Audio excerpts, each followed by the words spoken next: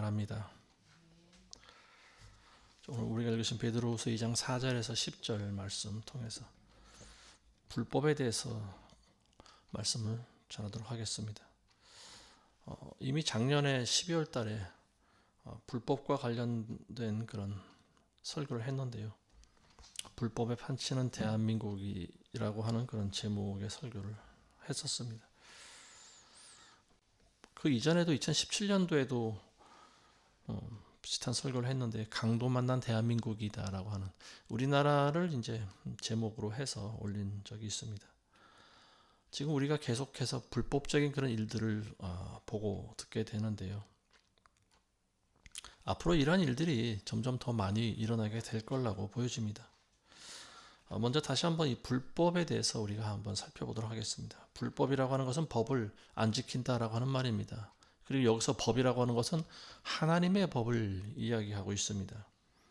사도 바울 선생은 마지막 때 일어나게 될 불법을 비밀 또는 신비다 이렇게 표현을 하고 있는데요. 왜 그런 식의 표현을 했는가 하면은 어린아이조차도 알만한 일들을 마지막 때는 분별하지 못하기 때문에 불법의 신비 이렇게 표현을 하고 있습니다. 그리스도인이라고 하면은 물론 불신자들은 잘 모르겠어요. 근데 예수 그리스도를 믿는다는 그리스도인들이라고 하면은 당연히 알아야 되고 그리고 또 이 진리를 분별할 줄 알아야 되는데 이 마지막 시대에는 정말로 신기할 정도로 그리스도인들이 사리 판단을 하지 못한다라고 하는 거죠. 그러니까 그걸 옆에서 지켜보는 사람이 너무나 이상한 거예요. 아니 왜 이렇게 어린아이도 알만한 일을 분별하지 못할까? 왜 저 어리석은 판단을 할까? 그리고 왜 저 죄의 사람을 따라갈까? 이것이 마지막 때 불법의 신비라고 하는 겁니다. 지금 이 시대에 저는 크리스찬이라고 하는 사람들이 분별하지 못하는 것이 정말 기가 막힐 정도로 신기합니다. 가장 두 가지를 들 수 있는데요. 분별 못하는 일을. 첫 번째는 크리스찬들이 왜 배교를 깨닫지 못할까 이런 생각이 듭니다. 이미 2013년도에 우리나라에서 WCC 총회를 열었었는데요. 이 총회를 두고도 물론 뭐 반대하는 세력도 있었고 말도 많았지만요. 어쨌든 그 이후로 우리나라에서 그 총회를 연 이후로 계속적으로 참담한 그런 일들이 계속 일어나고 있습니다. 뭐 세월호 사건서부터 시작해서 대통령 탄핵 사건들이 지금 벌써 두 번이나 일어나지 않았습니까? 뭐 이런 여러 가지 일들이 일어났는데 어쨌든 이런 WCC라고 하는 단체는요. 시작은 그렇지 않았지만 점점 배교의 모습을 보이고 있는데 모든 세계에 있는 모든 종교인들이 모여서 예수 그리스도의 뭐 사랑을 실천하고 뭐 연합과 뭐 평화를 추구하는 그런 모임이라고 합니다. 뭐 말은 좋은 말은 전부 다 갖다 붙였어요. 근데 문제는 상대방의 종교도 인정한다라고 하는 거죠. 우리가 믿는 예수 그리스도는 오직 절대 진리입니다. 예수님을 통해서만이 구원받을 수 있는 거예요. 그리고 성경에 기록되어 있는 이 초대교회 때부터 내려왔던 이 전통이 기록되어 있는 이 성경을 통해서만 만날 수가 있습니다. 다른 무슨 경전이라든지 아니면 무슨 무슬림들이 말하는 코란이라든지 이런 곳에 있는 하나님은 진짜 하나님이 아닙니다. 오직 우리가 알고 있는 그 성경을 통해서만 하나님을 만날 수가 있는 거죠. 이게 바로 절대 진리 아니겠습니까? 근데 오늘날 많은 교회가 WCC에 가입을 하고 난 다음에 그들이 보여주고 있는 행태는요, 기가 막힙니다. 믿지 않는 사람과 손잡는 것을 이제는 아주 당연시 여기는 것 같아요. 그 증거가 우리나라는 오랜 그런 어떤 불교의 전통을 가지고 있는 그런 나라인데요. 중들을 서슴지 않고 교회에 불러서 설교를 시킵니다. 그리고 또 교인들을 또 절에 보내서 수행을 하게 만들고요. 불상 앞에 절도 하게 만들고. 이게 뭐 하는 짓들입니까? 이게 바로 종교가 통합됐다라고 하는 그런 증거 아니겠습니까? 직제일치라고 하는 말로 캐톨릭 그런 교도들과 같이 예배를 드리기도 하고요. 그리고 또 목사들이 교황을 만나서 또 기도도 받고 돌아오는 것 같아요. 그리고 그걸 자랑합니다. 나는 바티칸에 가서 직접 교황도 만난 사람이야. 그게 뭐 대단한 일이라고 자랑합니까? 사탄의 하수인과 만나서 악수하고 기도받고 온 것이 그게 무슨 자랑입니까? 자기 치부를 드러내는 일이지요. 지금 교회 안에 성경적인 진리가 점점 사라지고 있다라고 하는 그런 진리예요. 그런 상황입니다. 사도 바울이 이야기한 말씀을 듣질 않아요. 너희는 믿지 않는 자들과 멍에를 매지 말라고 분명히 말하고 있지 않습니까? 그런데 오늘날 교회 모습이 왜 이렇게 돼버렸는지 모르겠어요. 이 배교적인 상황을 이 사람들은 깨닫지를 못합니다. 본인들이 무슨 잘못을 했는지 모르는 거예요. 이게 첫 번째로 이상하고요. 두 번째로 신기한 게 있습니다. 그게 뭐냐면은 많은 크리스찬들이 나라가 어떻게 돌아가는지에 대해서 관심이 없다라고 하는 말입니다. 항상 그래왔지만 최근에 작년 12월부터 대통령의 비상계엄 사태와 관련돼서 정치적인 이야기를 지금 집중적으로 하고 있습니다. 우리나라는 다른 나라와 달라요. 전시 상황입니다. 지금 잠시 휴전하고 있어요. 그리고 우리는 공산주의, 공산국가를 대상으로 지금 전시를 하고 있는 나라 중에, 전쟁하고 있는 나라 중에 하나입니다. 많은 크리스찬들이 6.25 전쟁 때 죽임을 당했습니다. 많은 목사를 포함해서 많은 교인들이 공산당들에 의해서, 빨갱이들에 의해서 죽창으로 찔려 죽었습니다. 생생한 역사를 가지고 있는 나라가 바로 우리나라예요. 근데 지금 우리나라의 모습은 어떻습니까? 공산주의도 표방하자고 하는 거 아니겠습니까? 그들과도 손을 잡아야 된다. 손잡을 사람들은 따로 있어요. 공산주의자들과 손을 잡으면 결국 같이 멸망하는 겁니다. 그래서 계속 작년 이후부터 대통령이 비상계엄 선포한 어떤 그 이유에 대해서 저는 공감을 했습니다. 그럴 만도 하다라고 생각을 했었죠. 근데 그때 교회들은 뭐라고 그랬습니까? 입을 닫고 전부 가만히 있었죠. 침묵을 하고 있었습니다. 심지어 어떤 교회에서는 내란에 동조하는 그런 또 성명을 발표하기도 했죠. 어쨌든 뭐 대통령 결국 탄핵이 됐습니다. 그래서 대통령 자리에서 물러나게 됐고요. 지금 새로 대통령을 뽑아야 되는 그런 상황에 왔는데 보수라고 자처하는 국민의힘 당에서 이번에 또 기가 막힌 짓을 했죠. 대통령 후보를 선출했는데 뭐 10명가량 후보가 나와서 계속 경합을 해서 결국 한 명이 됐습니다. 김문수 후보가 당선이 됐는데 근데 이제 되자마자 단일화 문제를 놓고 그 여당의 지도부와 갈등을 빚었습니다. 근데 그젠가요? 하여튼 어제 새벽에 그게 또 날치기로 후보를 자격을 박탈했죠. 그리고 한덕수라고 하는 사람을 단 한 명만 그것도 후보직에 올려놨습니다. 새벽 3시에 후보 등록을 받으면 누가 할 수 있을까요? 그 여러 가지 많은 서류가 있는데 그걸 또 언제 준비했는지 그걸 다 준비해서 새벽에 등록한 후보는 또 뭐고. 그러니까 짜고 했다는 의심을 할 수밖에 없지 않습니까? 이 모든 상황과 정황이. 뭐 아침이 되니까 방송이 난리가 났습니다.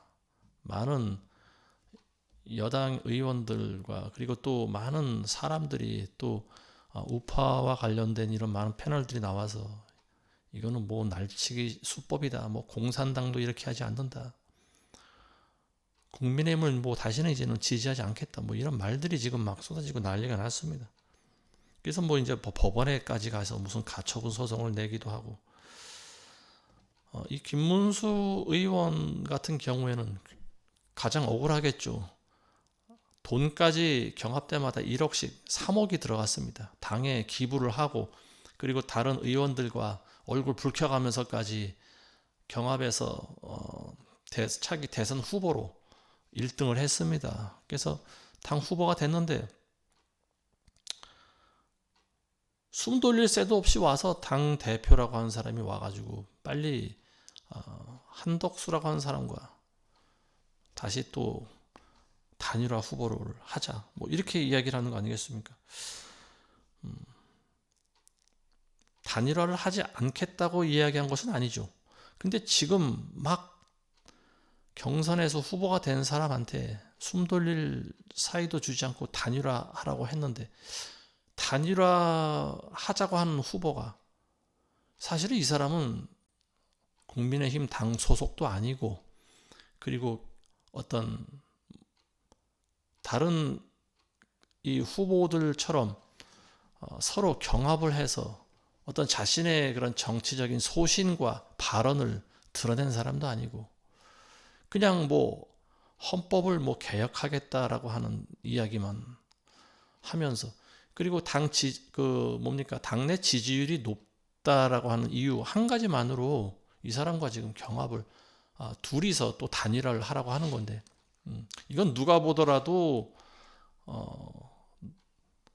이 사람을 대통령으로 세워야 되겠다라고 하는 그런 속내를 가지고 있었다. 이걸 누구라도 알 수 있지 않겠습니까? 그러니까 이 김문수 입장에서 보면은 기가 막힌 거죠. 아니, 좀 숨 좀 돌리고 단일화를 하든지 하지. 이제 지금 막 단일화 끝낸 지 몇 시간도 되지 않았는데 당대표가 찾아와서 단일화를 하라고 하니, 경선에서 이제 막 승리한 사람의 어떤 그런 기쁨도 맛보기 전에 단일화 하자고 하니, 이거는 또 뭔가 하는 생각이 들지 않겠습니까? 왜 굳이 이렇게 해야 되나? 같은 국민의힘 당 의원인 나에게 왜 이렇게 막대하지? 그리고 존중하는 모습도 보이지 않고, 자기보다 나이가 10년가량이나 연상인 사람에게 이리 와서 앉으라고 하는 반말을 찌꺼리를 하질 않나. 그리고 당에서 시키면 시키는 대로 하지, 무슨 고분고분 하지 않고 왜 말을 안 듣냐는 식의 그런 참 밀어붙이기 식의 그런 식의 압박을 지금 계속 받다 보니까 이제 김문수 의원도 마음이 상한 거죠. 근데 이 사람은 굉장히 강직하고 또 정치에도 노련한 사람 아니겠습니까? 그들이 그렇게 밀어붙이기 식으로 한다고 뭐 마음대로 대통령 후보직을 내놓을 리가 없는 그런 사람처럼 보입니다. 자, 이런 이 대통령 경선 주자 선출해서 1위 한 사람과 전혀 대통령직을 할 준비가 안 되는 사람과 단일화하라고 하는 거, 이 말 자체가 굉장히 어불성설인 것 같습니다. 지금 저는 그런 생각이 들어요. 그걸 보면서 한 사람은 지금 막 마라톤 게임을 완주해 왔는데, 마라톤 게임을 하면 얼마나 힘듭니까? 42km를 뛰다 보면은 온몸에 기운이 하나도 없지 않습니까?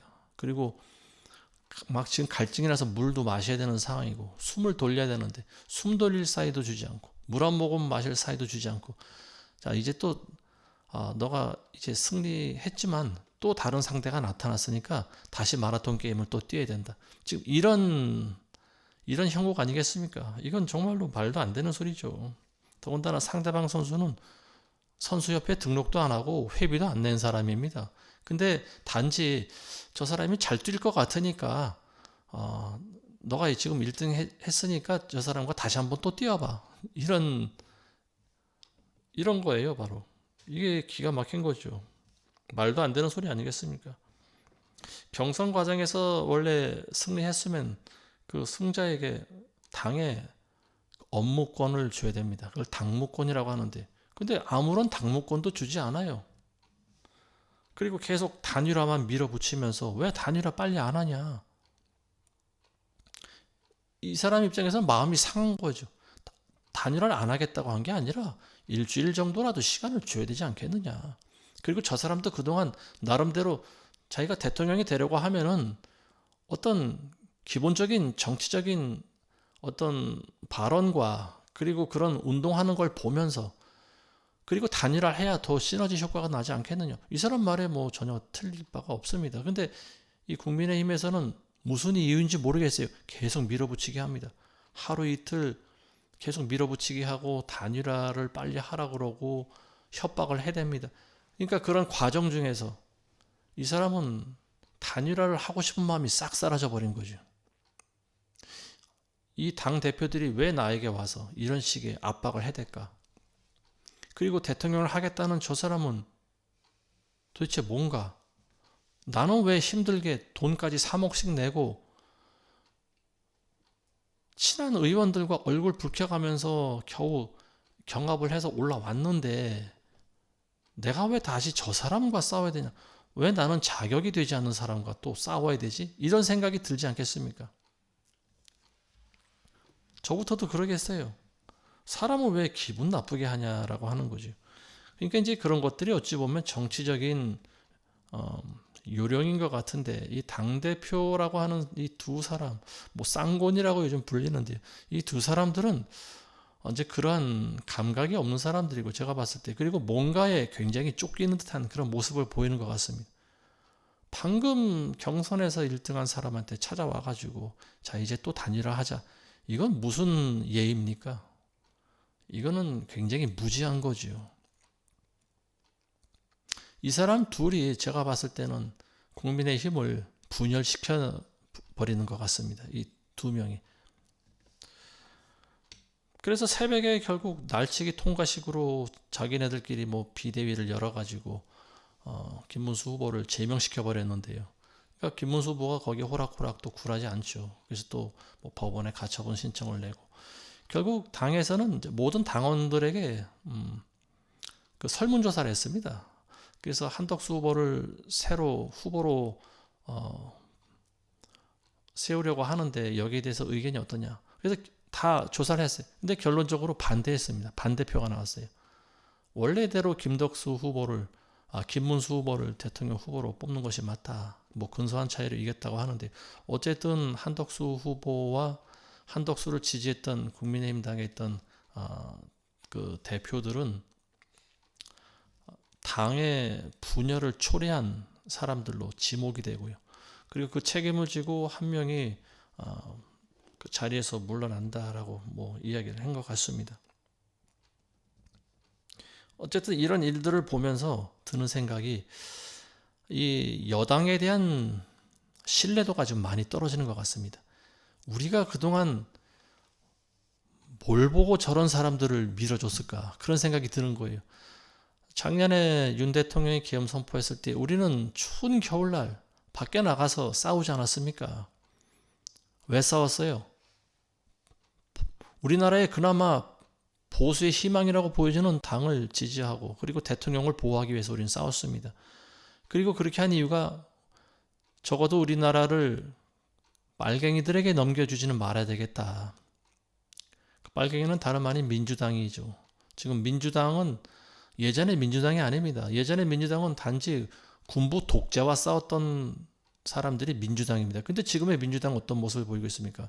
북한 공산당을 찬양하는 무리들이에요. 이 사람들은 나라를 어떻게 만들려고 하는지 모르겠어요. 이 사람들은 우리나라를 무슨 연방제 그런 북한 공산주의 아니면 또 사회주의 국가로 지금 만들려고 하는 그런 움직임을 보이고 있는 자들 아닙니까? 그리고 우리의 혈맹인 미국을 저버리고 친중하자고 하는 사람들이잖아요. 중국과 손을 잡자고 하는 사람들이잖아요. 중국은 공산당 국가 아닙니까? 그런 민주당을 우리가 어떻게 지지할 수 있습니까? 그래서 민주당의 횡포를 막기 위해서 우리가 윤석열 대통령을 지지한 거예요. 국민의힘을 지지하고요. 근데 국민의힘 당원들을 보니까 당에 있는 의원들을 보면요. 사실 지원하고 싶은 마음이 하나도 들지 않아요. 요즘 말로 1도 없어요. 그런 마음이 안 생겨요. 민주당 의원들과 조금 더 다를 바가 없다라고 하는 거죠.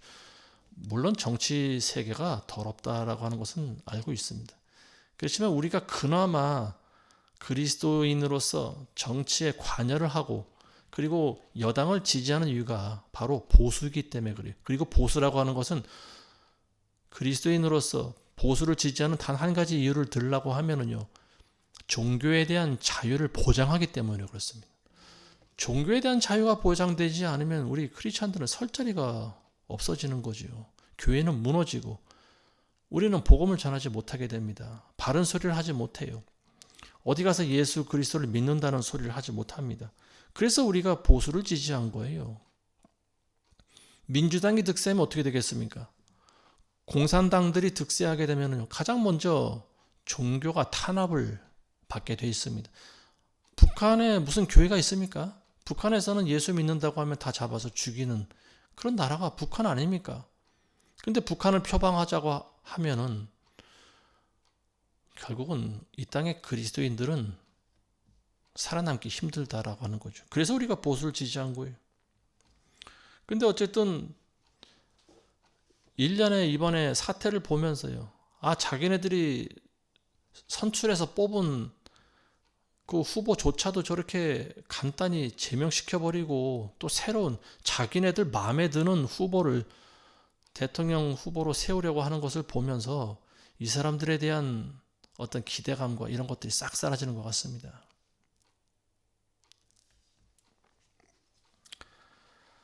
대통령 후보로 적법하게 선출된 사람을 세우는 것이 그게 맞는 거죠. 근데 다른 당에 소속되어 있지도 않고 있던 그런 한덕수 같은 사람을 대통령 후보로 만들려고 하는 거, 이건 명백한 불법이죠. 그러니까 이런 불법한 일을 많은 국민들이 보면서 마음이 상하는 거 아니겠습니까? 도대체 우리가 무엇을 위해서 왜 저 국민의 힘을 지지해야 되는가? 왜 우리가 과거에, 왜 우리가 얼마 전까지만 해도 왜 윤 대통령을 그렇게 보호하기 위해서 추운 거리에 나가서 발을 동동 구르면서 왜 목이 터져라 소리를 질러야 됐을까?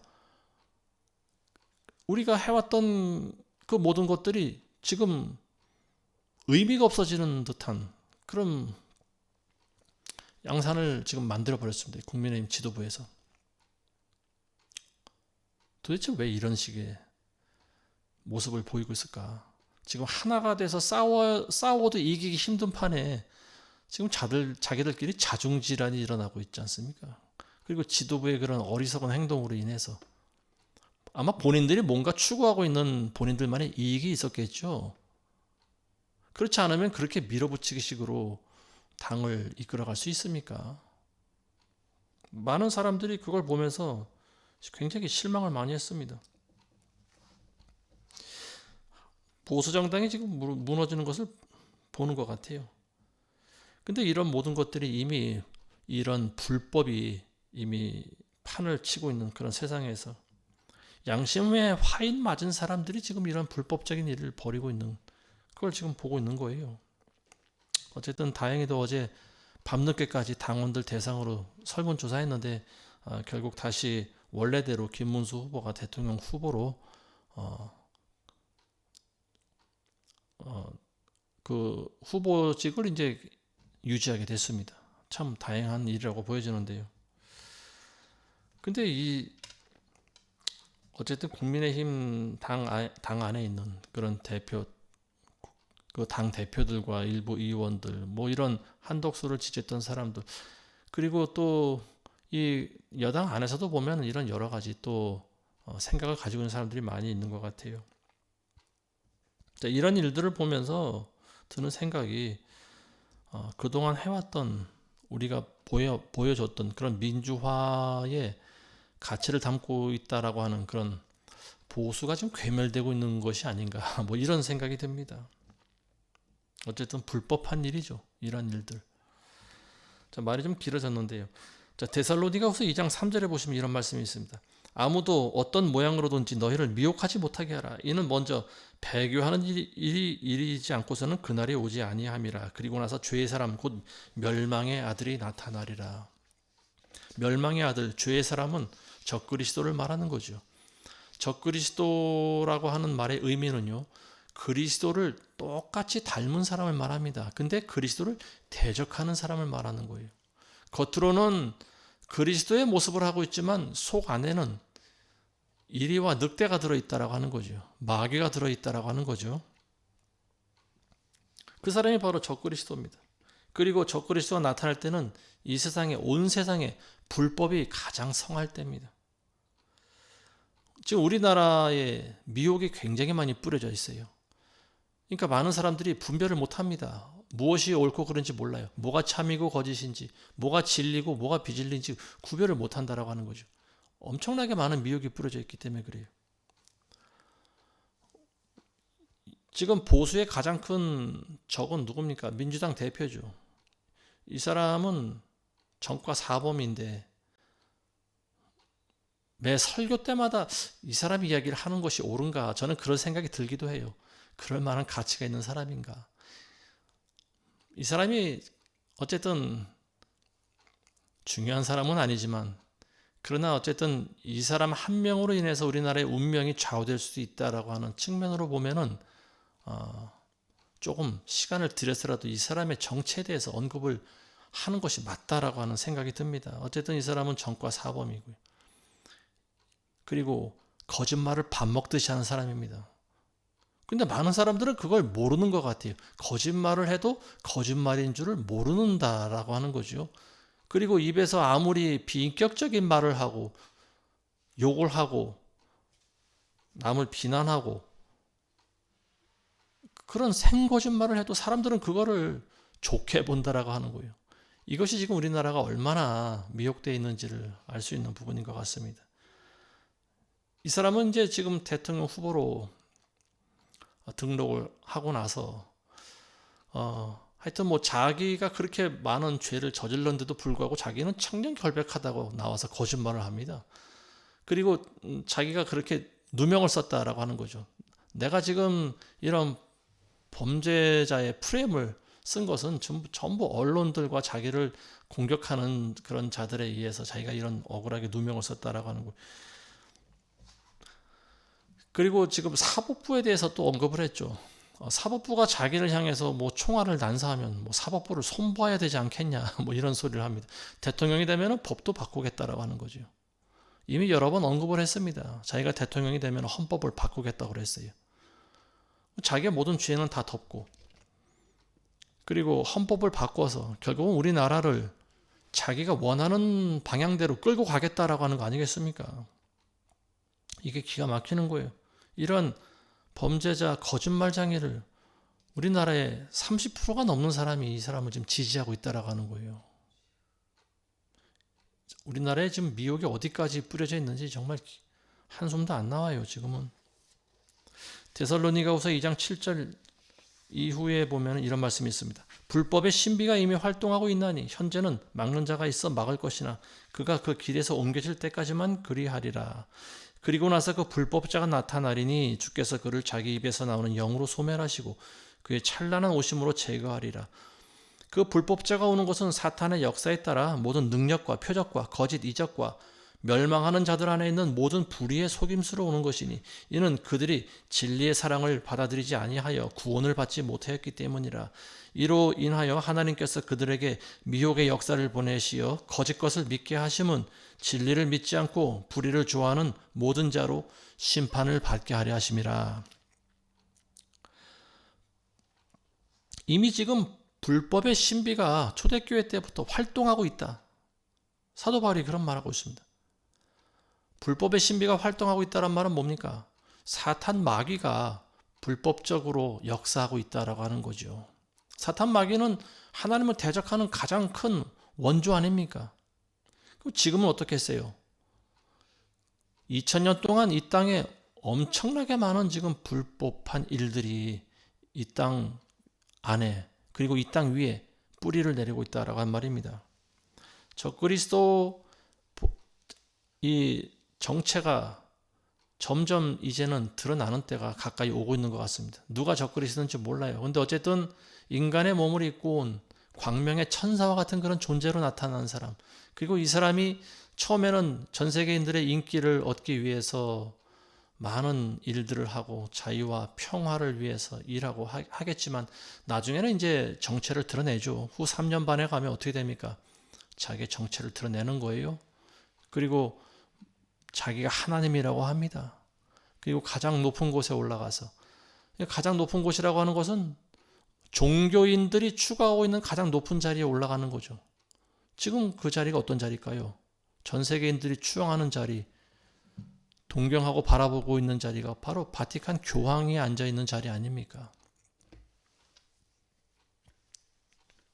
예전부터 많은 우리 믿음의 선진들은요, 교황을 적그리스도라고 그랬어요. 앞으로도 그럴 수도 있습니다. 뭐 정확하지는 않겠지만요. 어쨌든 적그리스도가 나타나면 온 세상은 그를 하나님으로 믿게 된다라고 하는 말입니다. 그리고 사람들에게 짐승의 표를 받게 하고 또 자기 말에 순종하지 않는 모든 사람들을 전부 목베어 죽이는 이런 끔찍한 일을 전 세계적으로 저지를 수 있는 힘은 바로 종교의 힘에서 나옵니다. 지금 많은 국가들이 전쟁을 벌이고 있는데요. 지금 인도와 파키스탄이 전쟁을 벌이고 있죠. 근데 이 인도와 파키스탄이 전쟁하게 된 이유도 사실은 그 뒤에는 종교가 있다라고 하는 거예요. 인도인들은 힌두교를 믿습니다. 근데 파키스탄 사람들은요, 무슬림들이에요. 그러니까 이 종교가 지금 서로 충돌하고 있는 거죠. 이스라엘 중동 전쟁도 마찬가지고요. 결국은 다 영적인 싸움이 그 배후에 존재하고 있다라고 하는 사실 우리가 알아야 됩니다. 우리가 왜 북한하고 계속 대치를 해야 될까요? 그 말씀은 제가 조금 이따가 드리겠습니다.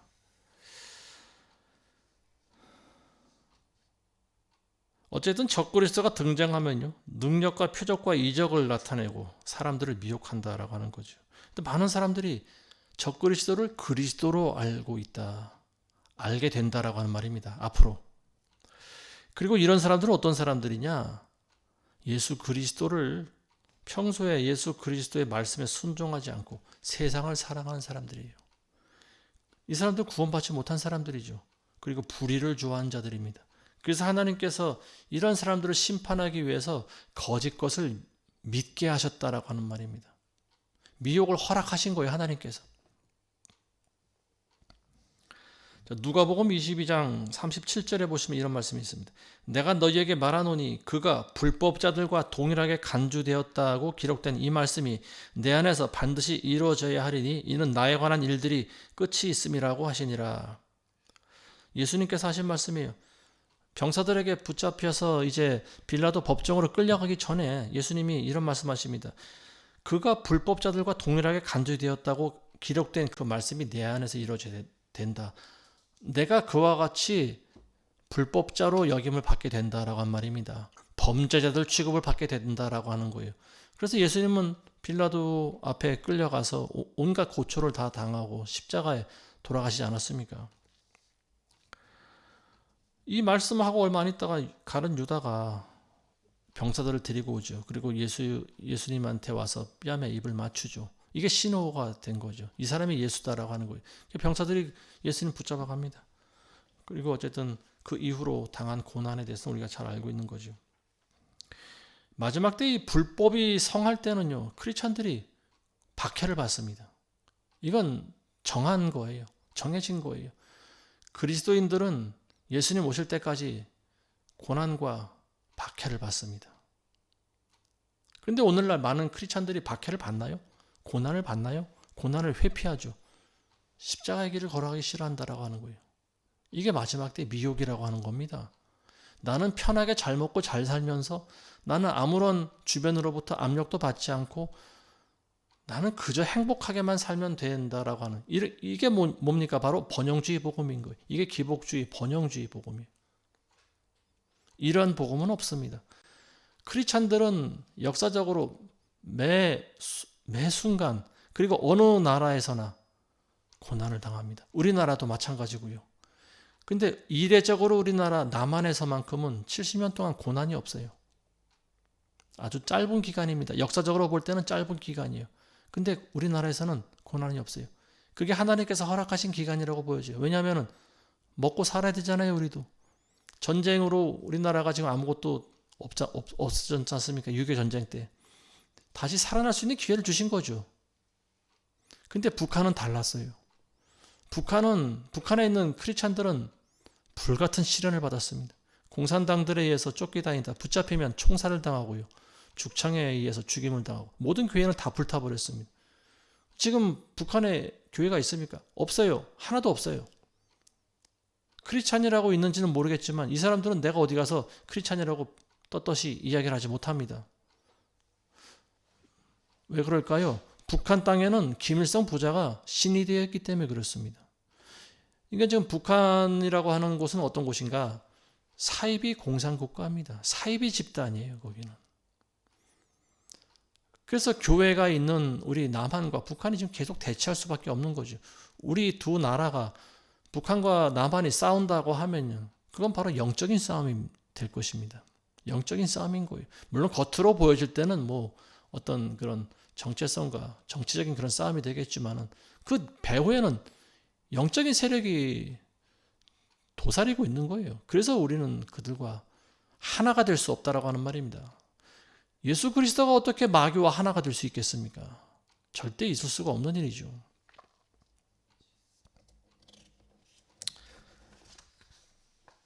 불법의 동류가 된다. 마지막 때 우리 그리스도인들이 당하게 될 일들입니다. 불법자가 된다라고 하는 거예요. 범죄자가 된다라고 하는 거예요. 이미 우리는 4, 5년 전에 그걸 겪었습니다. 코로나가 한참 횡행할 때 우리는 교회들이 받는 핍박을 몸소 체험을 했어요. 오후 담당제 같은 것도 우리는 겪어봤고요. 옆에 있는 사람이 마스크를 안 쓰면 눈치를 주고 마스크 쓰라고 강요를 받고 이 점점 더 심해지면 어떻게 됩니까? 고발을 당하죠. 그리고 결국은 강제 폐쇄 명령을 저희가 또 받았고요. 또 많은 벌금을 물기도 하고요. 그 일로 인해서 저는 경찰서를 여러 번 왔다 갔다 했습니다. 가서 조사받고. 그때 제가 아무리 헌법에 분명히 종교의 자유가 있지 않냐. 우리는 예배 드릴 권한이 있고 예배를 드릴 것이다. 아무리 이야기를 해도 소용이 없습니다. 그때는 헌법 위에 있었던 것이 방역법이라고 하는 것이 있어요. 그러니까 특수한 상황이 오면은요. 그리스도인들은 헌법의 보장을 받지 못합니다. 코로나 같은 사태가 바로 그래요. 앞으로 어떤 사건이 터질지 몰라요. 어떤 이슈가 또 전 세계를 다 덮을지 몰라요. 그런 일들이 생기면 아무리 나라가 법이 있고 그래도요. 보호받지 못하는 세상이 오게 될 것입니다. 우리나라에서 차별금지법 같은 것이 통과가 되면은요. 아마도 많은 교회들이 전도하는 것을 포기해야 될 거예요. 그리고 모든 집회와 예배는 금지를 당하고요. 점점 이제 나라에서 모든 기관과 모든 회사와 모든 이런 조직들에서는 그리스도인들을 왕따시키고 크리스찬이라고 하면은 이제 아마도 벌점을 부과해서 불이익도 받게 하고 결국은 나는 예수님을 믿지 않는다라고 하는 그런 선언을 하게 될 때까지 계속 밀어붙이지 않을까 싶습니다. 이런 일들이 전부 불법적인 거죠. 하나님의 입장에서 보면 이게 바로 불법인 거예요. 하나님을 믿지 못하게 하는 것이. 그런 정책들이 결국은 불법적인 정책이에요. 크리스찬들에게 이런 일들이 점점 가해지다 보면은요. 이제는 많은 크리스찬들이 두 눈 뜨고 코 베어가는 일을 당해도 어디 가서 하소연할 데가 없는 거예요. 아무도 우리를 도와주지 않습니다. 우리는 점점 불이익을 당하고요. 사람들의 손가락질을 당하고요. 결국 우리는 극혐해야 될 그런 존재로 전락을 해버리는 거죠. 그래서 우리는 감옥에 갈 수도 있고 수용소로 끌려갈 수도 있고 저기 그 소록도 같은 그런 섬에 나병 환자들만 사는 섬에 유배될 수도 있습니다. 이게 끝까지 하나님을 배반하지 않고 살아가는 그리스도인들에게 일어날 일들입니다. 물론 배반자들이야 거기에 해당되지 않겠죠. 그냥 적당히 귀 맞춰주고 형식적인 예배를 드리고 그렇지만 예수 그리스도를 따르는 사람들이 그렇게 연기할 수 있습니까? 절대 그렇게 못하지 않아요. 거짓말을 못하잖아요. 예수 그리스도를 믿는다고 이야기를 하지 나는 예수님을 안 믿습니다. 어떻게 이런 거짓말 합니까? 그런 시대가 오면은요. 그게 바로 불법의 시대인 거예요. 자, 베드로후서 2장 4절에 보시면 이런 말씀이 있습니다. 하나님께서는 죄를 지은 천사들조차 아끼지 않으시고 지옥에 던져 흑암의 사슬에 내어주어 심판대까지 가둬두셨으며 또 옛 세상을 아끼지 아니하셨으나 여덟 번째 사람인 의의 전도자 노아는 구원하시고 경건치 않은 자들의 세상에 홍수를 내리셨느니라. 노아의 방주 시대 때 온 세상이 죄악으로 물들었었죠. 그 죄악의 정도는 우리가 지금 상상할 수가 없습니다. 어쨌든 하나님께서는 홍수로 이 땅을 전부 다 쓸어버리셨어요. 하나님의 진노가 얼마나 크셨으면 모든 생물을 다 쓸어버리셨을까. 오직 노아의 방주 그 배 안에 들어가 있는 8명의 사람들과 그리고 생물들만 살아남았습니다. 이게 하나님의 심판입니다. 근데 그 하나님의 피조물들 가운데 또 한 계층이 있습니다. 그 존재가 바로 천사들입니다.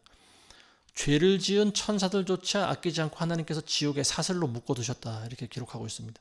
그러니까 이 천사들이 언제 죄를 지었을까?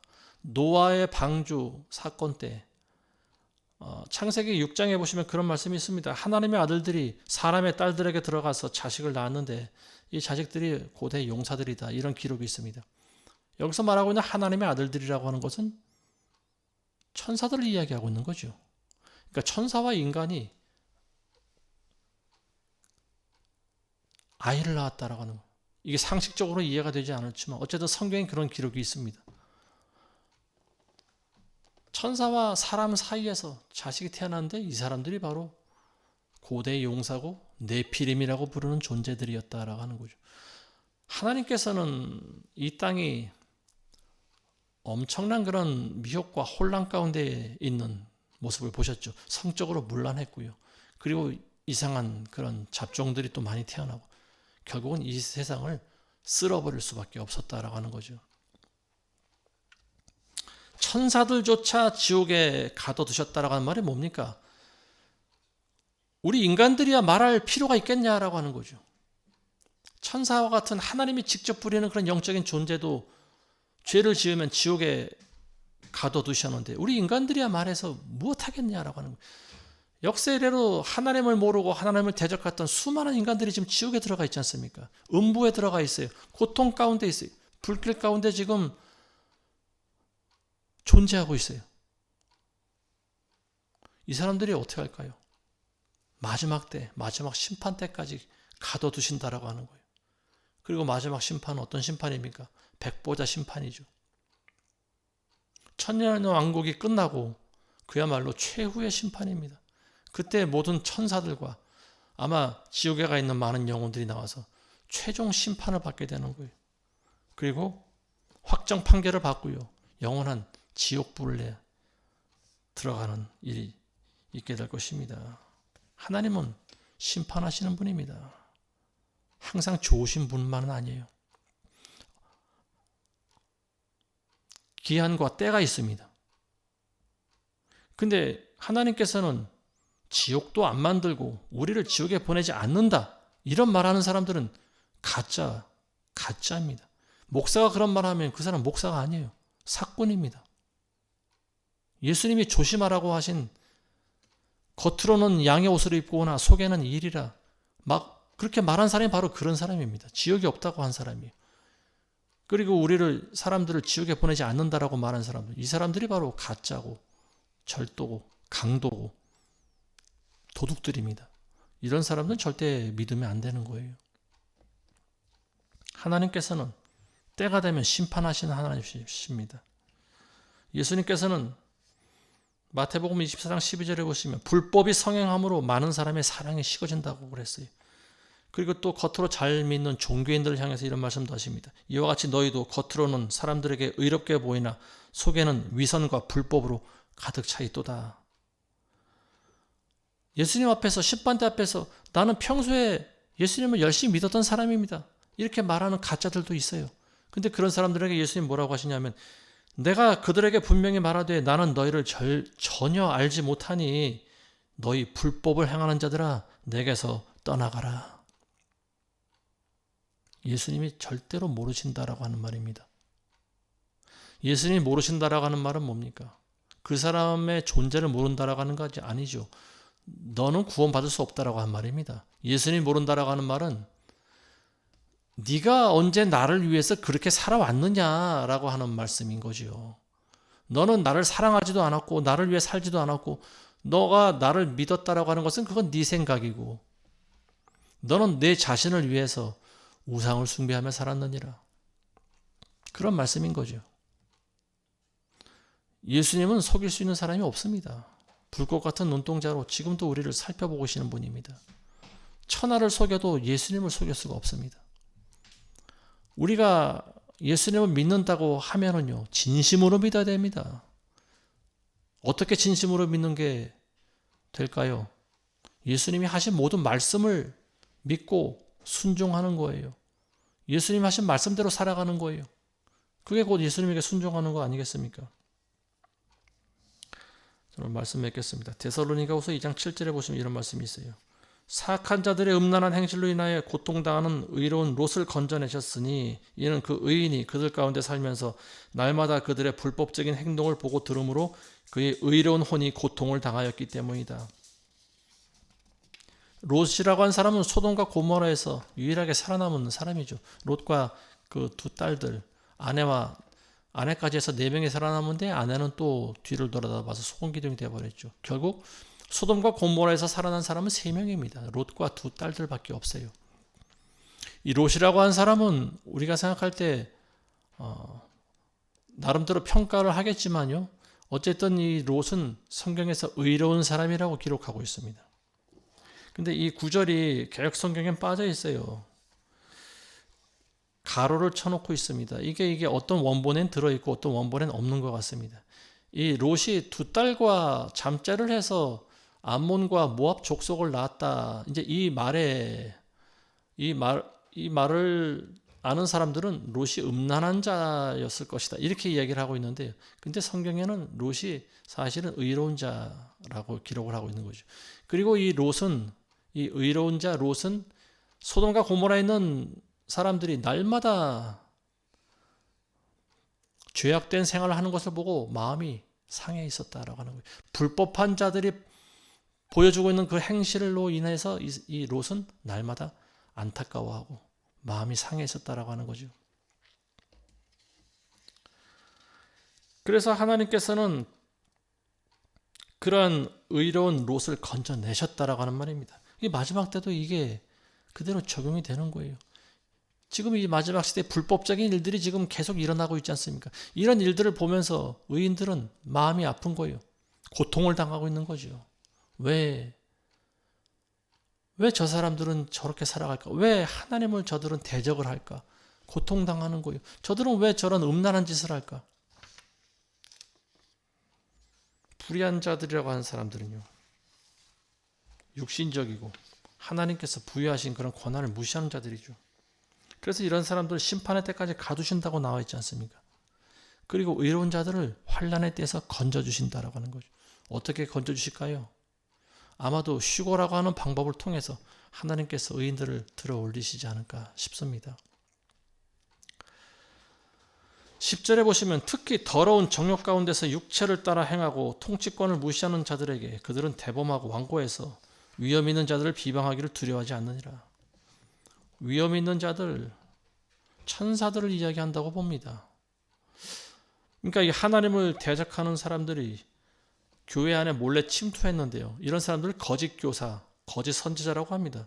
이 사람들은 하나님과 하나님이 부리시는 종들인 천사들조차 두려워하지 않는다라고 하는 거죠. 아니면 사도들, 거룩한 그런 권세를 가진 사람들은 아니면 하나님의 제자들, 그러니까 12 제자들 가운데 하나이든지 아니면 또 다른 선지자일 수도 있습니다. 어쨌든 하나님께서 부여하신 그 명령을 가지고 권세를 행할 수 있는 자리에 올라가 있는 그런 거룩한 지도자를 비방하기를 서슴지 않는 사람들이다라고 하는 거예요. 이런 사람들은 하나님의 심판을 받습니다. 근데 우리는 도대체 언제까지 이런 불법적인 일들을 보고 들으면서 살아야 될까? 이제 그것이 관건인 거죠. 거기에 대한 답이 있습니다. 데살로니가후서 2장 13절을 이하에 보시면요. 주께 사랑하는 형제들아, 우리가 너희에 대하여 하나님께 항상 감사를 드림이 마땅함은 하나님께서 처음부터 너희를 택하시어 성령의 거룩히 하심과 진리를 믿음으로 구원을 받게 하심이니, 이를 위하여 하나님께서 우리가 전한 복음으로 너희를 부르셔서 우리 주 예수 그리스도의 영광을 얻게 하셨느니라. 그러므로 형제들아, 굳게 서서 말로나 우리의 편지로나 너희가 배운 바 전통들을 지켜라. 이제 우리 주 예수 그리스도와 우리를 사랑하시고 은혜 가운데 영원한 위로와 선한 소망을 주신 하나님 곧 우리 아버지께서 너희의 마음을 위로하시고 모든 선한 말과 일에 너희를 강건하게 해주시기를 바라노라. 자, 사도 바울은 데살로니가 후서에서 이런 말로 이 편지를 맺습니다. 먼저 너희가 마지막 때를 어떻게 살아가는지에 대해서 내가 말을 해줄 텐데, 그게 하나님께 항상 감사하면서 살아가야 된다라고 한 말입니다. 하나님께서 처음부터 너희를 택하신 것을 감사하게 생각하라. 우리가 믿어서 하나님을 알게 됐습니까? 아닌 거죠. 하나님이 먼저 우리를 택하셨다고 성경에 나와 있죠. 그래서 우리가 선택적으로 하나님을 믿게 된 거 아니겠습니까? 그래서 우리가 믿음으로 구원을 받게 됐다. 그리고 두 번째는 뭐냐? 너희가 배운 전통을 지켜야 된다라고 하는 말입니다. 전통. 첫 번째 마지막 시대를 살아가야 되는 우리로서 어떤 식으로 살아가야 될까? 첫 번째는 하나님께 항상 감사해야 된다. 왜냐하면 불법자들이 저지르는 일로 인해서 우리가 애통하고 근심하고 고민하고 울면서 기도할 수 있는 그런 마음을 주신 하나님께 우리는 오히려 감사해야 된다라고 한 말이에요. 왜냐하면 불법한 세상에서 애통한다라고 하는 것은 분별할 줄 안다라고 하는 말입니다. 근데 이걸 분별하지 못하는 사람들은 애통하는 마음이 없어요. 그냥 불법한 세상에서 자기도 불법자가 돼서 살아갑니다. 그리고 그걸 보면서 그냥 동조하고 따라가는 거예요. 애통함이 없어요. 그러니까 이런 사람들은 어떻게 됩니까? 구원받지 못한 사람들이다라고 하는 거죠. 그리고 사도 바울의 두 번째 권면은 너희가 배운 바 전통을 지켜야 된다라고 하는 거예요. 내가 그동안 너에게 얼마나 많은 말을 했고 또 편지를 써서 너희에게 알려주었느냐. 너희가 받은 전통을 지켜야 된다라고 하는 거죠. 초대교회 전통은 무엇일까요? 예수 그리스도의 말씀을 그대로 지키는 거예요. 예수님이 하신 말씀이 뭡니까? 한마디로 요약하면 너희는 서로 사랑하라고 하는 거 아니겠어요? 너희는 서로 사랑하라. 내가 너희를 사랑한 것처럼 너희도 서로 사랑하라고 하는 거예요. 서로 사랑하고 항상 기뻐하고 쉬지 말고 기도하고 그리고 인내하고 매사에 절제를 해야 되고 그리고 모이기에 힘을 쓰고 그리고 고아와 과부 같은 가난하고 어려운 자들을 도와주고 그리고 틈 나는 대로 복음을 전파하는 거예요. 모든 민족을 제자로 삼는 일이죠. 이게 교회 전통이라고 하는 거예요.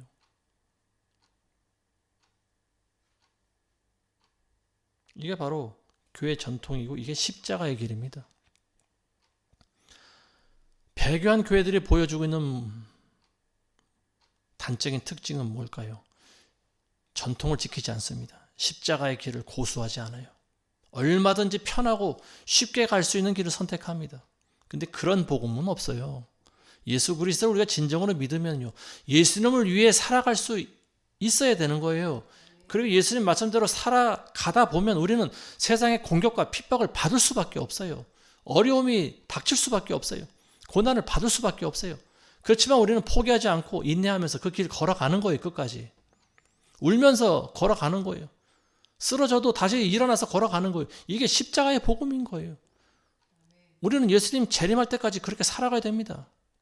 불법이 판치는 시대에서 날마다 우리는 마음이 애통해하고 외롭고 쓸쓸하고 눈물만 나오지만 그래도 우리는 그 길을 고수하면서 걸어가야 되는 거예요.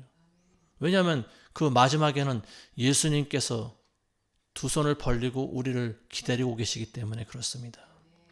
이 말씀을 듣는 모든 분들은 부디 이 불법이 판치는 이런 시대, 사도 바울이 말한 십자가의 길, 교회의 전통을 지키면서 살아가게 되시길 주의 이름으로 축원합니다. 기도하겠습니다. 하나님 아버지 감사합니다. 하나님께서 우리를 처음부터 택하시고 은혜를 부어주셔서 우리가 예수 그리스도를 믿게 하심을 감사드립니다. 지금은 마지막 때라 온 세상에 불법이 판치고 있습니다. 나라와 민족이 서로 대적하고 전쟁을 벌이고 있습니다. 기근과 지진이 곳곳에 일어나고 있습니다. 우리나라는 교회가 배교를 한 상태이며 많은 크리스찬들조차 분별하지 못하고 있습니다.